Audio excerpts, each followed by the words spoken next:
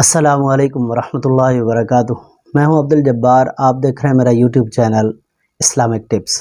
آج کا سوال ہے کہ عورت زیر ناف بالوں کو بلیڈ یا ریزر سے صاف کر سکتی ہے یا نہیں، اور اگر بلیڈ سے صاف کرے تو اس کا فائدہ کیا ہوگا؟ کوئی فائدہ بھی حاصل ہوتا ہے یا اس کا کوئی نقصان بھی ہے؟ شریعت مطہرہ ہمیں کیا حکم دیتی ہے اس حوالے سے کہ عورت زیر ناف بال بلیڈ سے لیزر سے صاف کر سکتی ہے یا نہیں؟ اس کے علاوہ معاشرے کے اندر بہت ساری ایسی باتیں مشہور ہیں کہ اگر ریزر سے صاف کیا جائے گا، بلیڈ سے صاف کیا جائے گا زیر ناف بالوں کو، تو عورت کو یہ نقصان ہو سکتا ہے، یہ نقصان ہو سکتا ہے۔ عورت اگر زیر ناف بالوں کو ریزر سے اس طرح سے بلیڈ سے صاف کرے گی تو اس کو فائدہ کیا ہوتا ہے کہ صفائی اچھی طرح ہوتی ہے۔ عمومی ان جگہوں پہ نا میل اکٹھی ہو جاتی ہے سفید قسم کی، ایسے تو اس صفائی کے لیے، اور وہ بلیڈ کی ریزر کی رگڑ سے جلد بھی صاف ہو جاتی ہے۔ سب سے بڑا فائدہ تو اس کا یہ ہے۔ اور اس کا نقصان کیا ہے؟ نقصان یہ ہے کہ بار بار بلیڈ لگنے سے جلد سخت ہو جاتی ہے، کھردری ہو جاتی ہے۔ عمومی جو لوگ شیو بنواتے ہیں ان کو اس کا تجربہ زیادہ ہوگا کہ جلد کی کیا حالت ہو جاتی ہے بلیڈ یا اس طرح یا ریزر سے کرنے سے یہ ہوتا ہے۔ اب آتے ہیں کہ شریعت مطہرہ اسلام ہمیں اس بارے میں کیا حکم دیتا ہے۔ شریعت مطہرہ ہمیں یہ کہتی ہے کہ عورت کے لیے سب سے افضل عمل تو وہ ہے کہ جس کو نتف کرنا کہتے ہیں۔ نتف معنی بالوں کو اکھیڑنا، بالوں کو جڑ سے اکھیڑنا، اس کو نتف کرنا کہتے ہیں۔ یہ نتف بھی کہا جاتا ہے، نتف کرنا بھی کہا جاتا ہے۔ تو یہ اکھیڑنا سب سے افضل ہے۔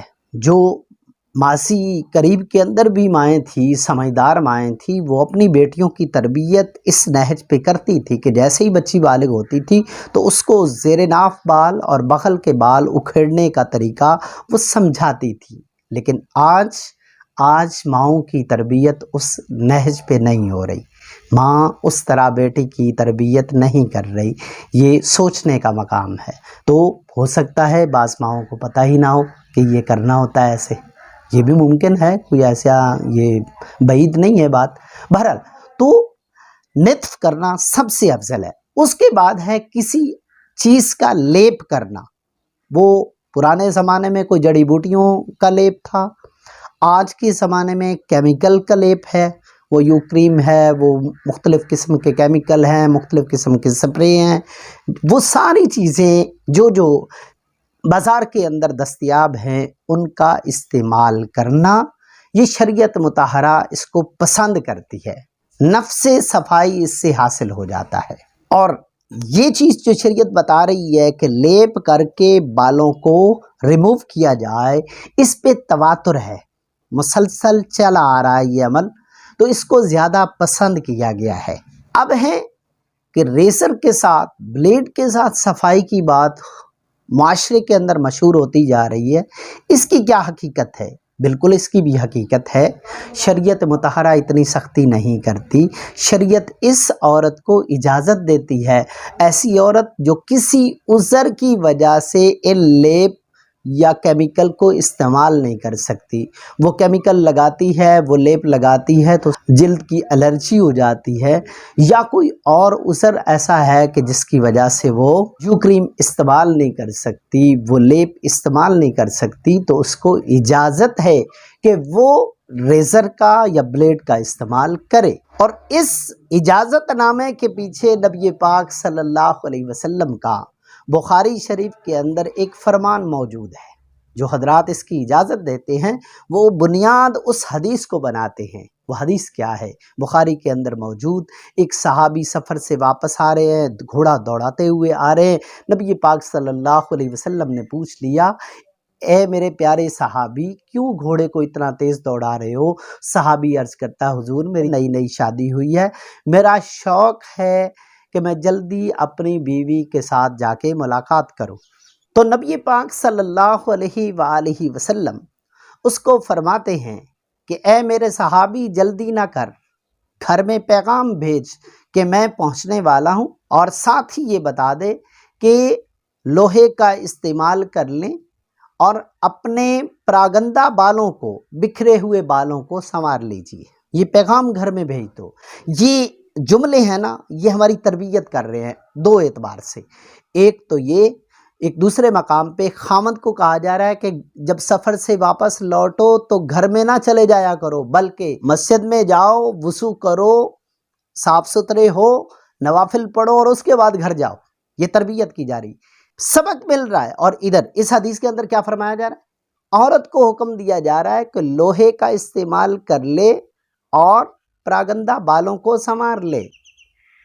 لوہے کا استعمال کنایا ہے زیر ناف بالوں کے صاف کرنے سے۔ یہاں سے اجازت نامہ ہے زیر ناف بالوں پہ بلیڈ استعمال کرنے کا۔ تربیت کیا کی جا رہی ہے کہ میاں بیوی جب بھی ملاقات کریں، آپس میں ملیں، تو وہ بیوی کو دیکھ کے خوش ہو جائے، بیوی شوہر کو دیکھ کے خوش ہو جائے، اتنے خوبصورت بن کے سامنے آئے ایک دوسرے کے۔ زینت اختیار کرو اپنے بیویوں کے لیے، اپنے شوہروں کے لیے، لوگوں کے دکھانے کے لیے نہیں۔ زینت اختیار کرنی ہے تو اس مقصد کے لیے کرنی ہے تاکہ گھر آباد رہیں، گھر اجڑنے سے بچ جائیں۔ آج کتنے ہی گھر اس وجہ سے اجڑ جاتے ہیں کہ وہ خامند باہر پتہ نہیں کیا کچھ دیکھ کے آتا ہے، گھر والی اس کو اچھی نہیں لگتی۔ وجہ کیا ہوتی ہے کہ وہ اپنے آپ کو بنا سنوار کے نہیں رکھتی۔ یہ شوہر جیسے کیسے محنت مزدوری کر کے آتا ہے اور اپنے آپ کو صاف ستھرا نہیں کرتا، زیب و زینت اختیار نہیں کرتا، خوبصورت نہیں کرتا، تو وہ بیوی کی نظر کہیں اور جا کے اٹکتی ہے۔ لہٰذا دونوں کو خیال رکھنا ہوگا۔ شوہر بیوی کو دیکھے تو وہ خوش ہو جائے اور بیوی شوہر کو دیکھے تو وہ خوش ہو جائے۔